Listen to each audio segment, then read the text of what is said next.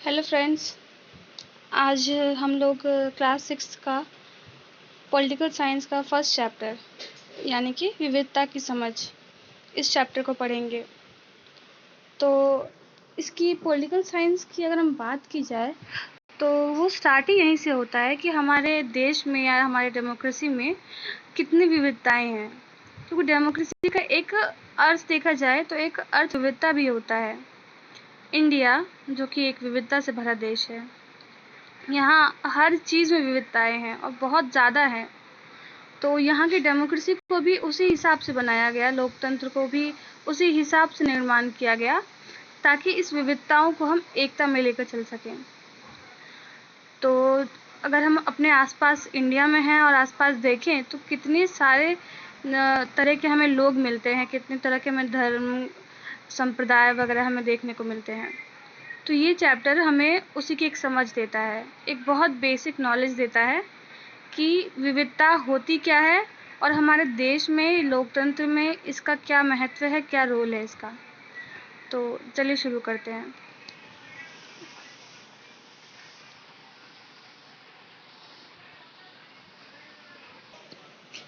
अब जैसे यहाँ पर इस चैप्टर की स्टार्टिंग में ही एक बहुत छोटी सी कहानी दी हुई है, जिससे हम केवल दो लोगों के एक परिप्रेक्ष्य में एक एग्जाम्पल से हम जान सकते हैं कि विविधता क्या होती है।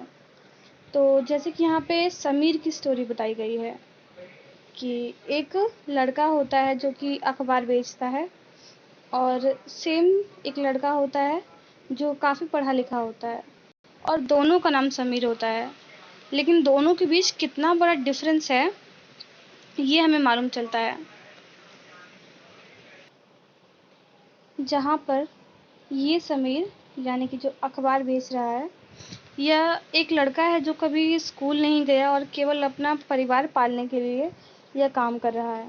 और वहीं पर ये दूसरा लड़का जो कि अच्छा खासा पढ़ा लिखा है, लेकिन दोनों में ज़मीन आसमान का अंतर है। और ये अंतर जैसे हमें आगे मालूम चलता है पढ़ने के बाद कि ये सांप्रदायिक दंगों में जो ये समीर है इसकी मां मर जाती है और बाद में यह कहानी ख़त्म होते होते मालूम चलता है कि जो अखबार बेच रहा है वह मुस्लिम है। और जब अंतिम दिन वो उससे मिलता है तब वह यही कहता है कि आप समीर हैं, लेकिन मैं समीर हूँ और मैं मुस्लिम हूँ और दंगों में मेरी माँ की मौत हो गई। तो जो दूसरा समीर है वो उसकी इसी बात को लेकर सोचता है कि हाँ, हमारा नाम सेम है, हम दोनों ही इंसान हैं, लेकिन उसके बावजूद हम दोनों के बीच कितनी विविधता है। उसका जीवन मुझसे अलग है और मेरा जीवन उससे कितना अलग है। तो ये हमें विविधता की एक थोड़ी सी छोटी समझ देता है कि दो लोगों में ही एक कितना ज़मीन आसमान का अंतर हो सकता है। अब यहाँ है कि जहाँ समीर को एक अंग्रेज़ी ज़्यादा अच्छी आती है, वहीं समीर दो हिंदी में बोलता है। जी, हालांकि दोनों की भाषाएं अलग हैं, फिर भी दोनों एक दूसरे से बात कर पाए। उन्होंने इसके लिए प्रयास किया क्योंकि उनके लिए बात करना महत्वपूर्ण था। समीर एक और समीर दो की धार्मिक व सांस्कृतिक पृष्ठभूमियां भी अलग हैं। विविधताओं में धार्मिक पृष्ठभूमि और सांस्कृतिक पृष्ठभूमि बहुत महत्वपूर्ण होती है। एक व्यक्ति का व्यक्तित्व धार्मिक और सांस्कृतिक पृष्ठभूमियों से बिल्कुल अलग हो जाता है दूसरे व्यक्ति से। यहीं पे है लिखा है कि जहाँ समीर एक हिंदू है, वही समीर दो मुसलमान हैं। दोनों में दोस्ती हुई क्योंकि दोस्ती दोनों करना चाहते थे। खान पान, पहनावा, धर्म, भाषा आदि की विभिन्नताएं ये विविधता के पहलू हैं। यानी कि एक इंसान दूसरे इंसान से कैसे अलग हो सकता है, यह उसके देखने का एक पहलू है कि वह धर्म से, जाति से, पहनावे से, भाषा से अलग हो सकता है। ये सब विविधताओं की ही एक पहलू है। अपने विविध धार्मिक और सांस्कृतिक पृष्ठभूमियों के अलावा समीर दो कई अन्य मामलों में भी एक दूसरे से अलग थे। उदाहरण के लिए समीर एक ने स्कूल में पढ़ाई की थी, जबकि समीर दो अखबार बेचता था। अभी जहाँ हमने पृष्ठभूमियों की बात की, तो वहीं पृष्ठभूमि एक ये शैक्षिक पृष्ठभूमि भी होती है और पारिवारिक भी। जहाँ समीर एक के परिवार में उसे कहीं पढ़ने की शिक्षा की अनुमति नहीं मिली, क्योंकि परिवार के माहौल ऐसे थे। तो उसका व्यवहार भी वैसा हो गया और वो काम करने में लग गया। वहीं समीर 2, जिसके घर में उसे पढ़ने की अनुमति मिली, वह शिक्षित हुआ और उसके बोलने का, रहने का ढंग बदला। तो ये भी एक विविधता के ही पहलू हैं कि किस प्रकार से एक व्यक्ति भिन्न होता है दूसरे व्यक्ति से। अब है कि समीर 2 को स्कूल जाने का मौका मिला ही नहीं। अपनी क्षमता अपने इलाकों में कई ऐसे लोगों को देखा होगा जो गरीब है और जिनकी भोजन, घर और कपड़े की ज़रूरतें भी पूरी नहीं हो पाती। अब फ़र्क यहीं पे दिख जाता है कि जहाँ जो लोग गरीब हैं और अमीर हैं, उनके बीच केवल एक पैसे का ही क्या बोल सकते हैं, पैसे की विविधता नहीं होती, उसमें सांस्कृतिक, पारिवारिक पृष्ठभूमियाँ भी बिल्कुल डिफरेंट हो जाती हैं। अब सेम वही आगे हम पढ़ते हैं कि जाति व्यवस्था असमानता का एक उदाहरण है। इस व्यवस्था में समाज को अलग-अलग समूहों में बांटा गया है। अब यदि देखा जाए तो हर व्यक्ति एक अलग जाति और धर्म में बटा हुआ है। अब यह है कि यहाँ इस बंटवारे का आधार था कि लोग किस-किस तरह का काम करते हैं। लोग जिस जाति में पैदा होते थे उसे बदल नहीं सकते थे। हालांकि ये गलत है, एक चेंज हुआ पहलू है। जहाँ पहले का वर्ण व्यवस्था देखा जाए तो वो काम पे आधारित था। जी, वो काम पर आधारित था। यानी कि अगर आप कोई पढ़ने पढ़ाने का काम करते हैं तो आप ब्राह्मण हैं, भले ही आप किसी भी जाति से हों। और यदि आप व्यापार करते हैं तो आप वैश्य श्रेणी में आते हैं। लेकिन धीरे धीरे क्या होता है कि यह जो व्यवस्था थी वह लोगों ने अपने सहूलूती माफ़ कीजिएगा, अपने उसके लिए, अपने फ़ायदे के लिए लोगों ने वह व्यवस्था चेंज कर दी और इसको कर्म से छोड़कर इसको जाति यानी कि पैदा होने पर विभाजित कर दिया कि यदि आप ब्राह्मण के घर में पैदा होते हैं तो आप ब्राह्मण हैं, क्षत्रिय के घर में पैदा होते हैं तो क्षत्रिय हैं। अब आते हैं कि अगर आप कुम्हार के घर में पैदा हो गई तो आपकी जाति कुम्हार ही होती है। ये वही है। अब है विविधता हमारे जीवन को कैसे समृद्ध करती है। जैसे समीर 1 और समीर 2 दोस्त बने, ठीक वैसे ही आपकी भी सहेलियां होंगी जो आपसे बहुत अलग होंगी। अब यदि हमें विविधता को देखना है तो ज़रा अपने आसपास देखिए कि प्रैक्टिकल चीज़ें ज़्यादा समझ में आती हैं। अगर आप उसे खुद एक्सपीरियंस करें तो वो चीज़ बहुत लंबे समय तक टिकती है और आपको वो अच्छे से समझ में आती है। तो अच्छा होगा कि आप अपने आसपास देखें। अगर आप देखेंगे कि आपका कोई भाई हो या बहन हो तो आप दोनों में ही कितना डिफरेंस है। हालांकि एक ही घर, संस्कृति, धर्म होने के बावजूद एक भाई बहन में भी बहुत डिफरेंस होता है। उनका व्यवहार कुछ और हो सकता है, आपका व्यवहार कुछ और हो सकता है। सेम इसी तरह आपके आस पड़ोस में है कोई सहेली, कोई दोस्त हो आपका, तो आप उससे अपनी तुलना करके देख सकते हैं कि एक ही जगह रहने के बावजूद उनके व्यवहार में, खान पान में और आपके व्यवहार, खान पान, जीवन, रहन सहन में कितनी तरह के अंतर होते हैं। तो ये सब विविधताओं के पहलू हैं जो हमें एक व्यक्ति और दूसरे व्यक्ति से अलग बनाते हैं। अब आते हैं अगले पॉइंट में, भारत में विविधता। अब जैसा कि वीडियो के स्टार्टिंग में ही मैंने बताया कि भारत विविधताओं से भरा देश है। यानी कि यहाँ पर हर चीज़ में आपको विविधता देखने को मिलती है, चाहे वो धर्म हो, जाति हो, लोग हो, खान पान, रहन सहन, संस्कृति, हर तरह की विविधताएं आपको मिल जाएंगी। हम विभिन्न भाषाएं बोलते हैं, विभिन्न प्रकार का खाना खाते हैं, अलग अलग त्योहार मनाते हैं और भिन्न भिन्न धर्मों का पालन करते हैं।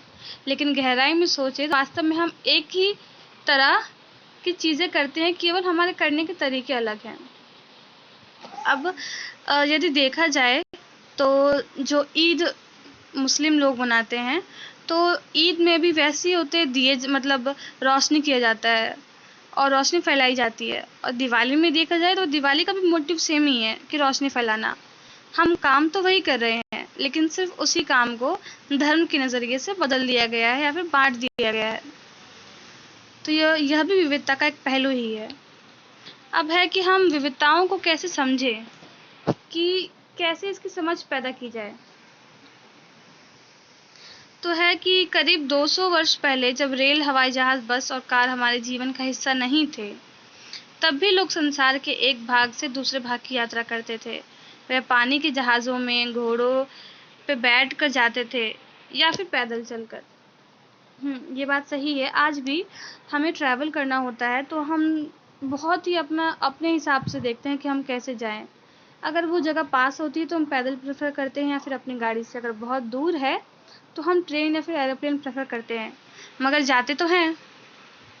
इसी तरह से पहले भी जब लोगों के पास साधन नहीं थे, फिर भी वो लोग एफ़र्ट्स करके, मेहनत करके वहाँ पहुँचते थे क्योंकि उन्हें वहाँ जाना तो था ही। अब है कि अक्सर ये यात्राएँ खेती और बसने के लिए नई ज़मीन की तलाश में या फिर व्यापार के लिए की जाती थी। चूँकि यात्रा में बहुत समय लगता था, इसलिए लोग नई जगह पर अक्सर काफ़ी लंबे समय तक ठहर जाते थे। इसके अलावा सूखे और अकाल के कारण भी कई बार लोग अपना-अपना घर छोड़ देते थे।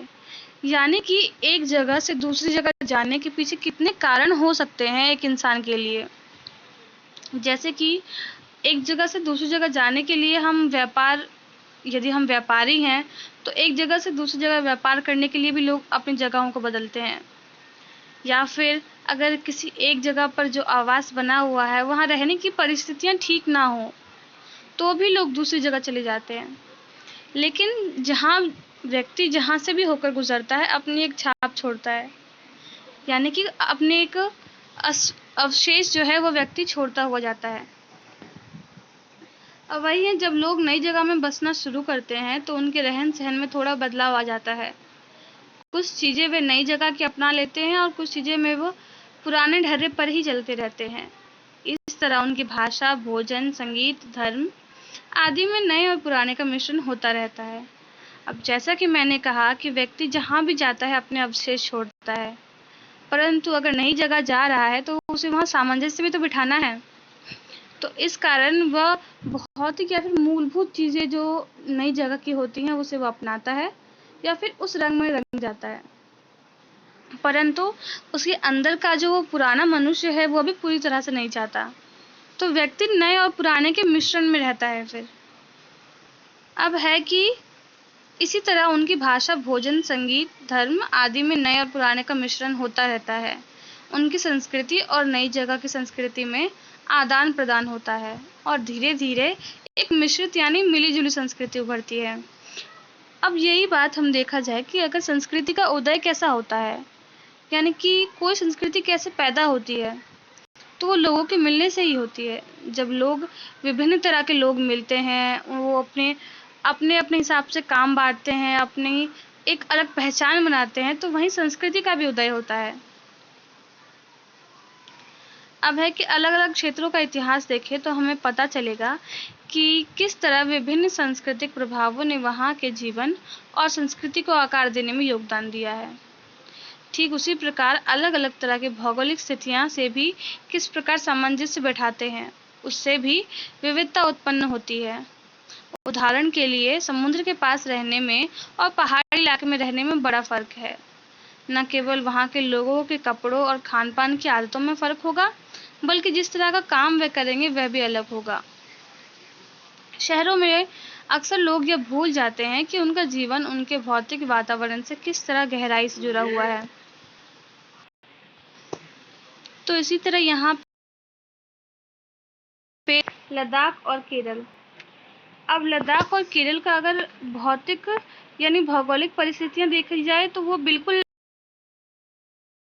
जैसे कि यहाँ पिक्चर के माध्यम से अगर देखा जाए तो यह बिल्कुल एक बंजर टाइप की ज़मीन है।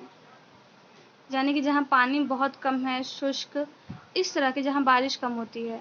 और वहीं यदि देखा जाए तो केरल इससे बिल्कुल भिन्न है, बिल्कुल उल्टा है।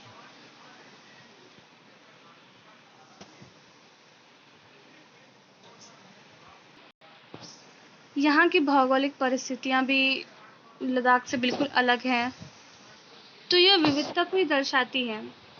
अब है कि जहाँ केरल और लद्दाख की भौगोलिक स्थितियाँ एक दूसरे से बिल्कुल अलग हैं, वहीं हम यह भी देखते हैं कि दोनों क्षेत्रों में इतिहास में एक प्रकार के सांस्कृतिक प्रभाव हैं।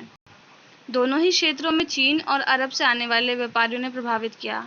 अब यदि आपको मालूम हो तो वास्को डी गामा यानी कि जिन्होंने भारत की खोज की, वह सबसे पहले केरल पे ही आते हैं। और केरल जब पहुंचते हैं तब वह देखते हैं कि हाँ, यह भारत है।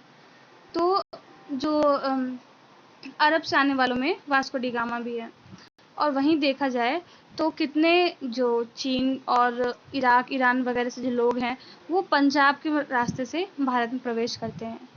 तो जब वे प्रवेश करते हैं तो वे साथ में अपनी संस्कृति भी साथ में लेकर आते हैं। अपनी संस्कृति, अपनी चीज़ें, अपनी भाषाएं। तो जो कि एक संस्कृति जब दूसरे से मिलती है तो वो अपना प्रभाव भी छोड़ती ही है। आगे आते हैं।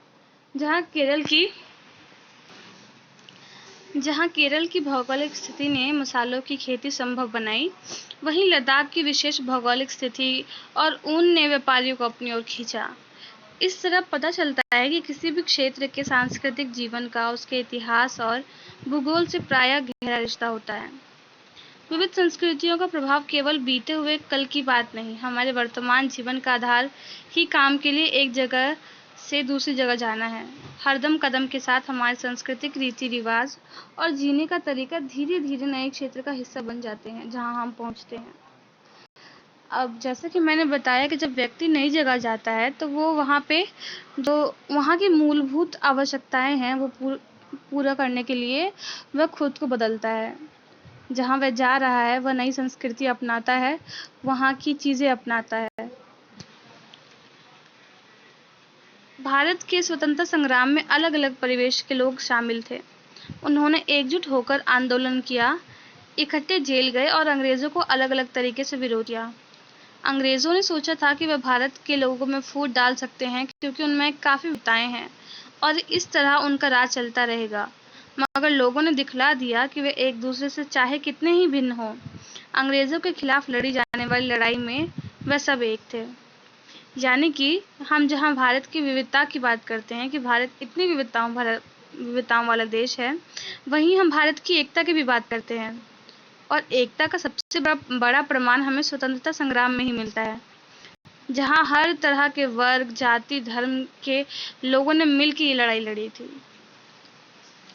अब अगला पॉइंट भी यही है, विविधता में एकता। हमने भारत की विविधता तो देख ली कि कैसे एक राज्य दूसरे राज्य से अलग है, एक राज्य का व्यक्ति दूसरे राज्य के व्यक्ति से अलग है।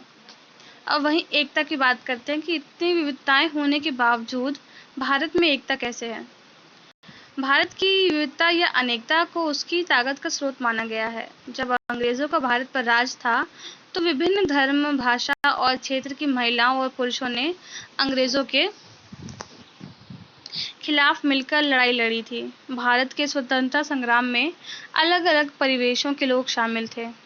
उन्होंने एकजुट होकर आंदोलन किए, इकट्ठे जेल गए और अंग्रेजों का अलग अलग तरीके से विरोध किया। ये सब हुआ। अब ये देखा, अगर इस पिक्चर को यहाँ पे रेफरेंस के रूप में लगाया गया है कि जलियांवाला बाग स्वतंत्रता दिवस के अवसर पर भाषण देते हुए पंडित नेहरू, यानी कि ये जब इंडिया यानी कि भारत आज़ाद होता है तो उसकी पहली स्पीच देते हुए नेहरू जी को दिखाया गया है।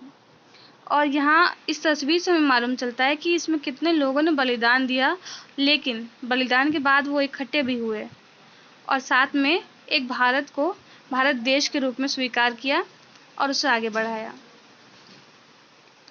अब है स्वतंत्रता संग्राम के दौरान उभरे गीत और चिन्ह विविधता के प्रति हमारा विश्वास बनाए रखते हैं। क्या आप भारतीय झंडे की कहानी जानते हैं? स्वतंत्रता संग्राम के दौरान ही भारत के झंडे की परिकल्पना की गई थी। इस झंडे को सारे भारत में लोगों ने अंग्रेज के खिलाफ इस्तेमाल किया था। अब विविधता की बात हमने की, विविधता में एकता की बात की, लेकिन एकता आई कहाँ से? तो इसका एक बहुत बड़ा कारण माना जाता है संकेत, कि एक संकेत से हम दो अलग अलग तरह के लोगों को हम साथ ला सकते हैं। अब जैसे समीर 1 और समीर 2 दोनों की दोस्ती की शुरुआत का संकेत भाषा थी, क्योंकि दोनों हिंदी जानते थे। तो इस कारण वो दोनों आपस में बात कर सके और उनमें वो संवाद हुआ। परंतु यदि भारत देश के परिप्रेक्ष्य में देखा जाए तो इतने सारे लोगों को साथ में लाने के लिए कई सारे संकेतों का होना जरूरी था। इस संकेतों के बीच सबसे महत्वपूर्ण संकेत था भारतीय झंडा, यानी कि भारतीय ध्वज। ध्वज के माध्यम से लोगों में एक देश प्रेम की भावना जगाई गई, ताकि वो कितने ही अलग हों एक दूसरे से, मगर उन्हें ये मालूम हो कि वो एक ही झंडे के नीचे हैं और उसी के लिए ये लड़ाई लड़ रहे हैं। अब इस चैप्टर को समाप्त करते हुए बस इतना ही, इसका एक कंक्लूजन टाइप का अगर बोला जाए तो हम यही कह सकते हैं कि विविधता कभी कमज़ोरी नहीं होती, अगर उसे उसी के रूप में देखा जाए, समझा जाए, और यदि उसको ताकत माना जाए तो वो उतनी ही ताकतवर भी होती है। इसका उदाहरण हमारा भारत देश ही है। और विविधता होना स्वाभाविक है, बहुत स्वाभाविक है। एक ही घर में रह रहे दो लोगों के बीच भी कितनी विविधता होती है, परंतु उन दोनों के एक साथ रहने का कारण भी यही होता है कि वह दोनों परिवार के एक संकेत के रूप में जुड़े हुए हैं, और यही एकता का काम करती है। किसी भी देश के परिप्रेक्ष्य में देखा जाए, परिवार के परिप्रेक्ष्य में देखा जाए तो भी। तो उम्मीद करती हूँ आप लोगों को चैप्टर समझ आया होगा। मैंने अपनी तरह से पढ़ाने की कोशिश की है, क्योंकि मुझे प्रैक्टिकल्स अगर यदि एग्जाम्पल दिए जाए तो वो ज़्यादा जल्दी समझ में आते हैं। तो उम्मीद है आप लोगों को ये पसंद आएगा। धन्यवाद।